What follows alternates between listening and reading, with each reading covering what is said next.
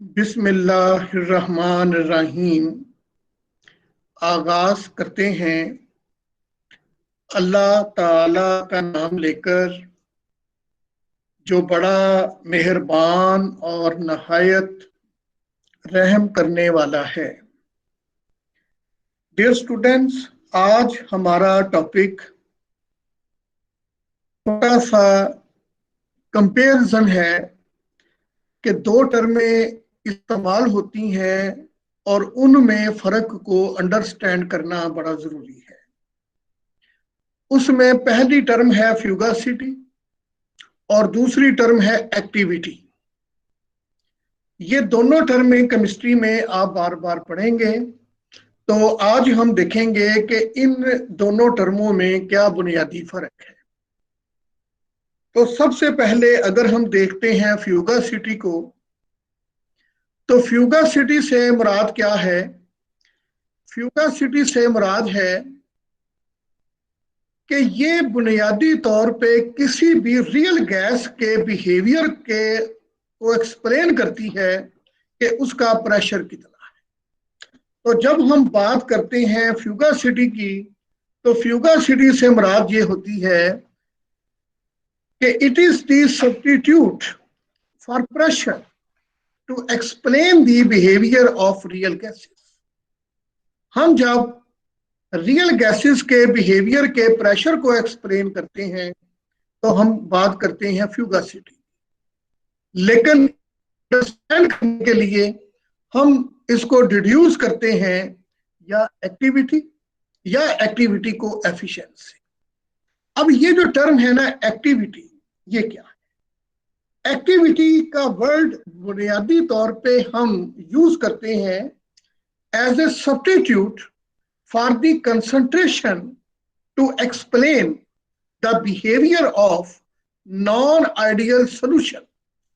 अगर हमारे पास कोई नॉन आइडियल सोल्यूशन है तो उस नॉन आइडियल सोल्यूशन के अंदर जो मुख्तलिफ कंपोनेंट्स की कंसंट्रेशन है उनको हम इन टर्म ऑफ एक्टिविटी देखते हैं। तो लिहाजा पहला फर्क ये हुआ कि फ्यूगासिटी की जो टर्म है ये प्रेशर का सब्स्टिट्यूट है, जबकि एक्टिविटी ये हम कंसंट्रेशन के लिए यूज करते हैं।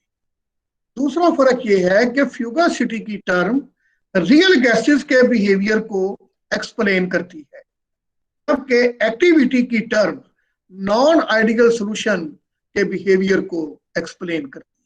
तो ये बुनियादी फर्क है। तो ये फर्क आपको क्लियर हो गया भाई डियर स्टूडेंट्स कि फ्यूगासिटी और एक्टिविटी में क्या बुनियादी फर्क है? Yes sir, clear.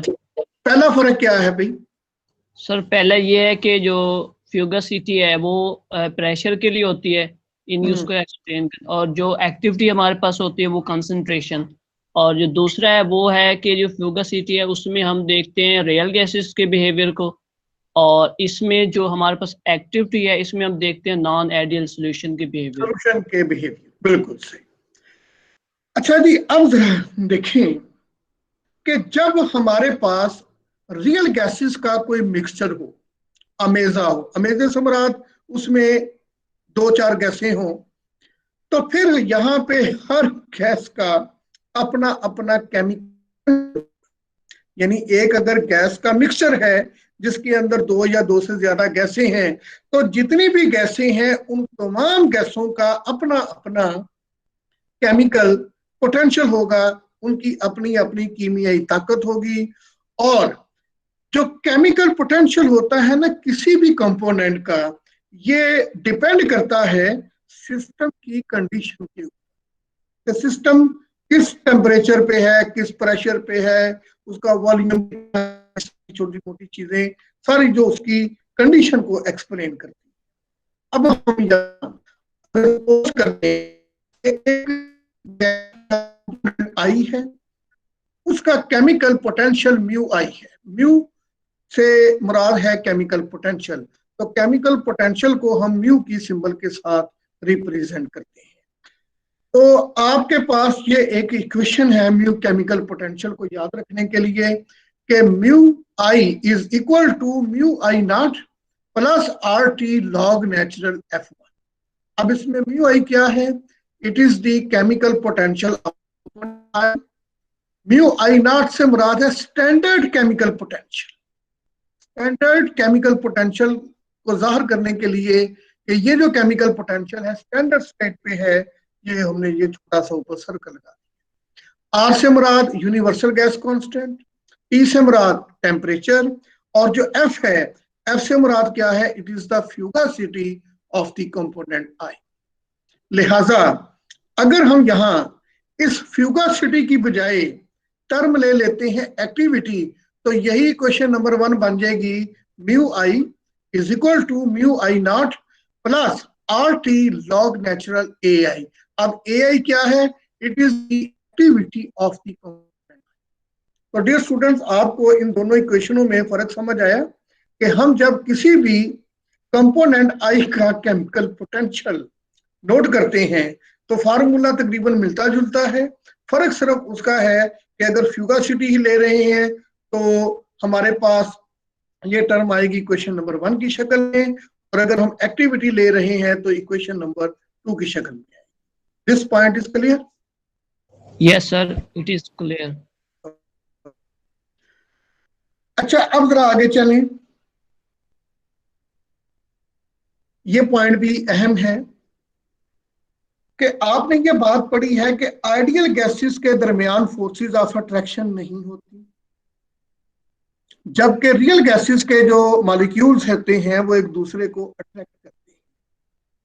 लिहाजा जितनी भी रियल गैसेस होती हैं उनके अंदर फोर्सेस ऑफ अट्रैक्शंस भी पाई जाती हैं। यही वजह है कि हम जब कैलकुलेशंस करते हैं तो फिर हम उसके अंदर प्रेशर की करेक्शन करते हैं, जैसा कि आपने वंडर वाल इक्वेशन में प्रेशर की करेक्शन की थी। बिल्कुल वैसे ही यहाँ पे हम ये करते हैं कि किसी भी गैस का जो प्रेशर होता है ये वाला, हम उस गैस के प्रेशर को किसी फैक्टर, जैसा कि यहाँ पे गैमा है, किसी फैक्टर के साथ मल्टीप्लाई करते हैं, और मल्टीप्लाई करने के बाद जो प्रोडक्ट आती है उसको हम नाम देते हैं फ्यूगासिटी। लिहाजा आप ये कह सकते हैं the product of the gaseous pressure with a certain factor is called fugacity according to equation number 3। इसका मतलब ये हुआ the fugacity is the basically the pressure of the component but it is less than P, लेकिन ये P से कम। तो अब यहां जो आपने टर्म यूज की है गैमा, गैमा क्या आ गई? F/P। F मतलब फ्यूगासिटी और P मतलब प्रेशर, तो लिहाजा ये टर्म बन गई gamma is equal to F/P, और इसको हम बोलते हैं activity coefficient of the gas. तो ये था डियर स्टूडेंट छोटा सा टॉपिक जो इसके हवाले से था विद रेफरेंस टू फ्यूगासिटी एंड क्या कहते हैं इसको, गैस के हवाले से। तो अब ये आपका चैप्टर तकरीबन हो गया खत्म। अब इंशाल्लाह ताला मैं अभी आपको दूसरा चैप्टर शुरू करवाता हूँ after the break of 2 or 3 minutes।